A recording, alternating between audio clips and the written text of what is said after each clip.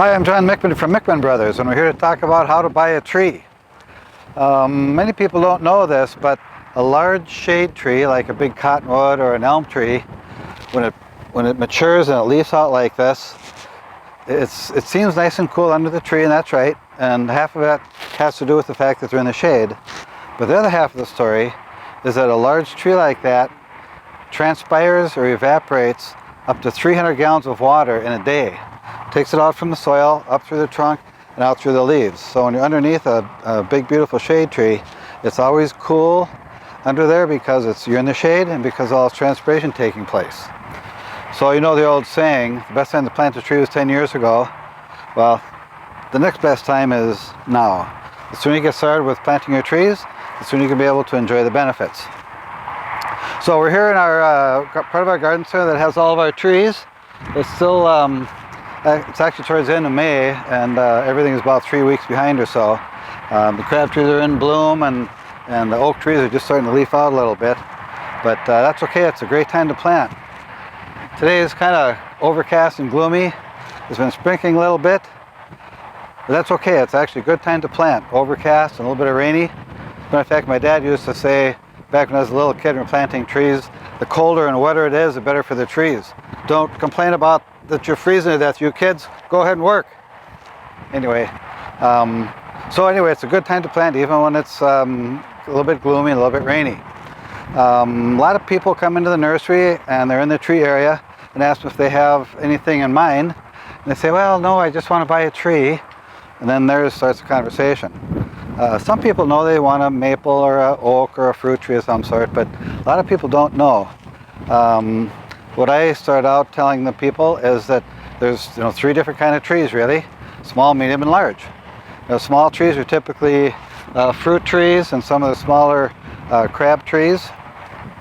And then medium trees would be birch trees, Japanese lilac, some of the larger crab trees. Then of course you have your major shade trees like oak trees and maple trees. And of course there's varieties in between there, like most lindens are kind of between a medium tree and a large tree, more of a pyramidal type crown versus a large crown from a shade tree. So that's the basics: small, medium, or large. Are you looking for fruit? Are you looking for a big major shade tree? Are you looking for a boulevard tree? Those are some of the things you need to consider when you come in to look at a tree. In our nursery, we start with the smaller trees, which are, like I mentioned, mostly the fruit trees. And then the larger trees, the larger crab trees and linden trees. And then the larger shade trees are towards the back side with the maples and the oaks and the locusts. What I look for when I'm actually going to purchase a tree is, first of all, especially if it's in the summer after they've leafed out, is if the tree has good leafing. If it's July and the leaves are still real small, there's probably something wrong with the tree. It's a little bit stunted. Maybe it lacked for water for a little bit. Maybe it lacks for fertilizer, but there's some kind of little problem. So like I say, we're a little bit behind. It's towards the end of May, but this apple tree is just starting to come out. Last weekend I had a couple come in the nursery and they're looking for a sweet 16 apple, and we're almost sold out of these. And they looked at them and they said, well, these look dead, I don't want to buy any of these. I said, no, it's still early spring, they haven't budded out yet. So if you're buying a tree in the early spring, what you really need to watch for is good bud sets all the way along here. They don't have opposing buds, they have alternating buds. And these buds have just broken since last Saturday, because last Saturday all it had was swollen buds. But now it's starting to leaf out all the way to the tips. And so that's okay if you buy a tree in early spring or late fall, but watch for healthy bud sets. If you see a branch that doesn't really have any leaves on it yet, but the rest of the tree looks good, if you just take your thumbnail and scratch a little bit, and you see a little bit of green in the cambium layer, it's good. It's still growing, and the bud will continue to swell and then finally open up. So let's walk over here to the ornamental crab trees, and I'll tell you the rest of the story on what it is that you should be looking for when you're buying a tree. Now these are our red splendor crabs, and you can see they're just, just since Sunday afternoon, they've just started to pop. Some of the buds are still not open, but some of the blooms are in full bloom. They just look great. This is an ornamental crab that grows to about 20 to 25 feet. This is a larger ornamental tree. It'll take 10 years or 15 years or so to get to its mature height. And after it gets to its mature height, it'll just stop right there. If we look over here at these spring snow crabs near the entryway to the garden center, those trees have been in there since 2001. They're about 15 to 18 feet tall right now, and they're just starting to show color right now. By this weekend they'll be wide open and look more white than green. But that's a good example of a mature ornamental tree that's up to 20-foot growing habit. Well, back to how to choose a tree. The things I look for, there's two main things I look for. One is that they need to be a four-sided tree. A lot of times in the growing ranges, the nurseries grow the trees in a straight row down the line, and sometimes they grow them too tight. When they do that, the branches between the trees are a little bit stunted.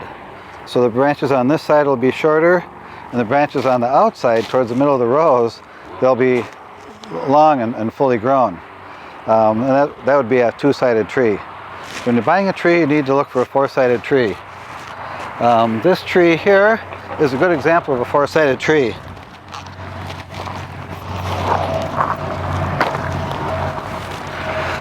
It's got nice branching on this side, and this side, and this side, and this side.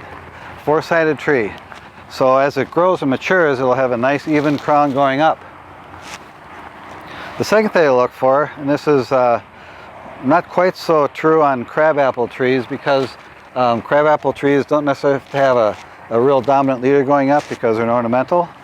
But in a young maple tree or young oak tree, you want to make sure that it has a dominant leader, which is, in this case, this leader growing up. That would be a very dominant leader, which is an excellent trait, in both a crab tree and a fruit tree, and in your larger trees. So look for a four-sided tree and a tree with a nice dominant leader.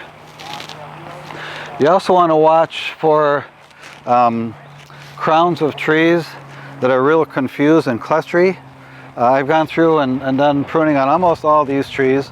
I'm not quite done, but you don't need branches going in towards the center, and you don't need dead branches, of course. You don't need branches that are crossing over themselves, and that's what I look for when I'm pruning trees. I also look for competing leaders, and I'll chop one of those leaders off. And that's something that can be done almost any time with deciduous trees. The next thing is, and the nice thing these days is that almost all garden centers, including Mickman Brothers, gets trees from the commercial growers that are container grown.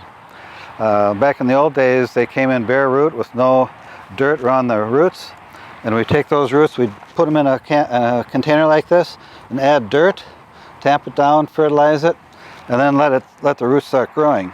In the meantime, the crown will start to come out, and if we sold that tree in the first month or so, when the customer brought this home to plant it, they'd pull the dirt ball out of the container, and all the dirt would fall right off and expose all those feeder roots to the air, and they really have a kind of a significant transplant shock at that point. Well, these days almost all trees are container grown, as I mentioned, which is really great. There's almost zero chance that this tree or any of the other trees will die when you bring them home to plant them, because you're capturing 100% of the root system when you purchase the tree in the container. You just pull this out. There they are. All the roots for this tree are right here. When you go to plant this tree, you should scarify the roots a little bit so they discontinue going around in a circle. All the way around, kind of separate them. And we always recommend to dig the hole out, 9 inches or a foot or so larger than the tree ball, and a little bit deeper.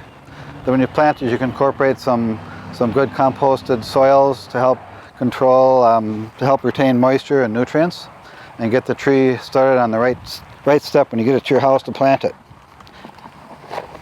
And most trees these days come with these tree guards around the trunk. It's not necessary that you leave this on in the summer when you bring the tree home, but all the thin bark trees such as ornamental crabs and fruit trees and maples, you'll need to put this on for the first couple of years until the bark gets, corky, like on a mature oak tree is corky bark. After you get corky bark, you won't need this anymore, but for the first few years, on a thin-skinned tree like these trees, you want to put it on in the wintertime so it doesn't get sun-scald in late winter, like late February and in March. Sometimes the trunk will split in the southwest side. This will prevent that. But in the meantime, when you plant this tree, you can take this off and put it in your garage and you'll be good to go. So that's the basics of choosing the tree and a little bit about planting the tree. As I mentioned, we've got a really nice variety here, and some of the larger containerized oaks and maples are kind of difficult to handle and to carry and to plant. We do have a delivery and planting service available if you find a tree that you really like that's in a large container. Otherwise, most people can handle this. When you bring it home, before we put it in your pickup truck or van, we wrap this tree up and put a protective wrapping around it so that the trees don't get windburn on the way home. And that'll really get the tree off to a really nice start. So that's it. If you want to know anything more about trees, please come to the Mickman Brothers Garden Center, and either me, John Mickman, or my brother Chris are here, along with the rest of the fine members of our staff, Jay and Pete. We're all real good and can answer all the questions you have, all about how to choose and plant a tree. That's it. Thank you for choosing Mickman Brothers. We'll see you in the Garden Center this weekend.